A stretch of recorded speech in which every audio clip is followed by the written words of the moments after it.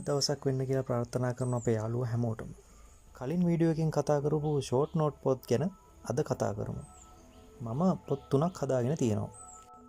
ඕඩියේ ඉඳන් පාඩමෙන් පාඩමට කියවෙන හැම වචනයක්ම වෙනම කොරියන් අකුරු වලින් ඒක කියවෙන විදිය සිංහල තේරුම.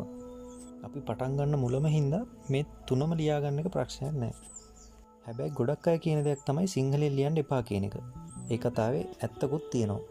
ඒ වුණාට අපි කිසි දෙයක් දන්නේ නැතුව පාඩම් කරන්න පටන් ගන්න නිසා අපිට වචන අකුරු හුරු වෙනකන් ටික කාලයක් සිංහලෙන් ලියාගත්තට ප්‍රශ්නයක් නෑ.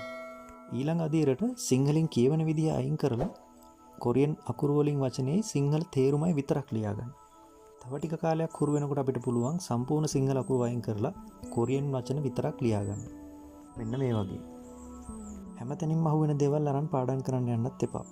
ගොඩක් තැන් වලින් දෙන PDF Google Translate කරපුවා. ඒ වගේ වැරදි තේරුම් තියෙන්න පුළුවන්.